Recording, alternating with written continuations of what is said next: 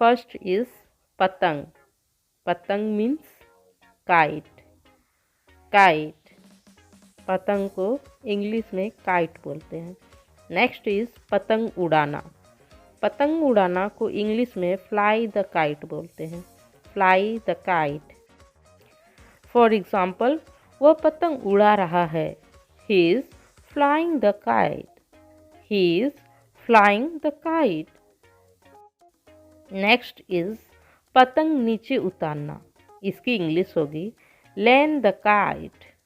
Land the kite. For example, उसने पतंग को नीचे उतारा. इसकी इंग्लिश होगी ही landed the kite. He landed the kite.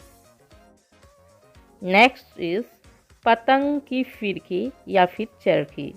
इसको इंग्लिश में बोलते हैं kite spool. Kite spool. Next is Manjha.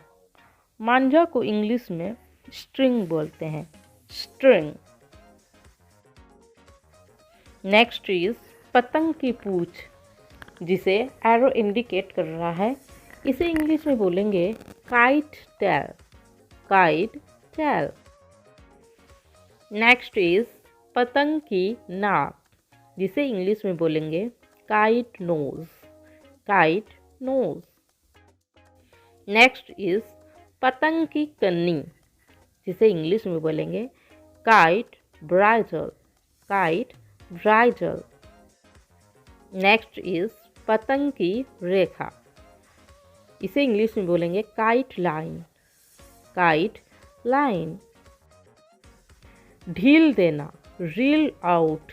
Reel out.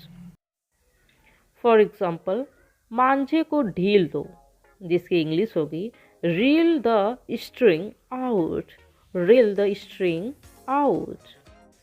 Next is मांझे को खींचना, जिसकी इंग्लिश होगी reel in. Reel in.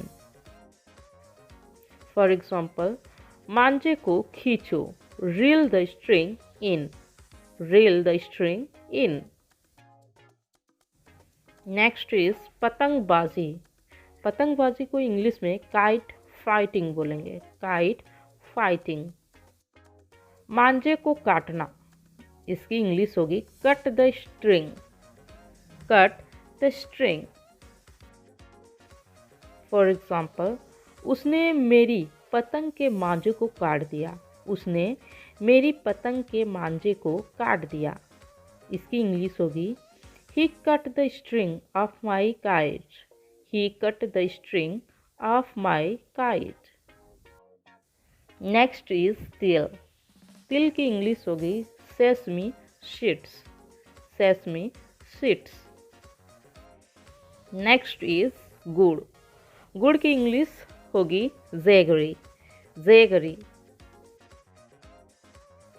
Next is तिल के लड्डू, जिसे इंग्लिश में बोलेंगे sesame seeds sweets ball. Sesame seed sweet, या फिर इसे as it is sesame seed laddoo भी बोल सकते हैं. Sesame seed laddoo. Next is gajak. गजक को इंग्लिश में सेसमी सीड बार बोलेंगे. Sesame seed bar. And last one is khichdi. खिचड़ी को एज इट इज खिचड़ी ही बोलेंगे. इसका इंग्लिश में कोई स्पेसिफिक वर्ड नहीं है. खिचड़ी. Thank you for watching. Please like, share and subscribe and do comment. Thank you very much.